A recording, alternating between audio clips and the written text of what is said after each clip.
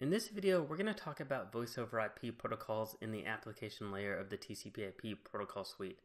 So remember I talked about using UDP for things such as real-time information, such as phone calls and video calls. Well, this is where this comes into play. But the interesting thing with voice over IP is that it uses a combination of two different protocols, and one is TCP and the other is UDP. So let's go ahead and let's talk about them so this all makes sense. So the first protocol we want to talk about is the Session Initiation Protocol, referred to as SIP. Now this uses TCP to set up and tear down voice and video calls over the internet. So to set up that initial session communication, it uses that three-way handshake, and it uses TCP for voice over IP phone calls. So for example, for me to log into Skype and for me to send a request to call somebody, it's going to use SIP and it's going to use TCP/IP. But however, once that phone call starts, to transfer that audio and video data back and forth for Skype, it's going to use the real-time transfer protocol, better known as RTP. And this is going to be using that UDP connectionless protocol where it's just going to be sending data back and forth without resending and retransmitting data and making sure that it got there. So it uses TCP to set up that phone call, but for the actual phone call itself, voice over IP uses RTP, which is UDP. And so this is going to be fairly common, whether it's Skype or it's something else where you're using voice over IP on the internet to communicate back and forth.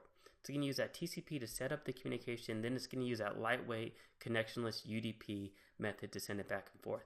And sometimes it works great, and other times it's terrible. And I'll give you an example. I'm a poker coach as well, and I use Skype to do my coaching sessions with my students. And we use a combination of a Skype phone call, and sometimes we'll do screen sharing if I'm watching them play and I'm providing commentary or feedback, or if I am providing them, strategy and theory sessions where I am sharing my screen and providing them information. Well, last night I had a student, he's over on the East Coast, and I'm in California on the West Coast of the United States.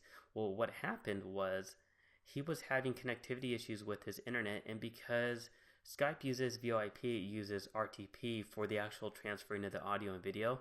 Well, we were having lots of major lag in the video where it would stop, and then all of a sudden it would pick up slowly, and then it would be fine. And then the audio was just very sketchy where it was coming in and out. So RTP is not a great protocol to be using when you're having connectivity issues on your internet or your network connection. However, when you have a stable connection, it works fine. So you're going to find that, you're going to have issues with UDP. It's not going to be perfect all the time when you're using it for protocols like RTP and especially VoIP. And for those of you that have never done a VoIP call, if you do a VoIP call and you hear some skipping or some voicing that go in and out, or your jarbled information, that's just simply those UDP packets did not get from the source to the destination, meaning from the other person on the line to you. Somewhere in between, those packets got lost somewhere out on the internet.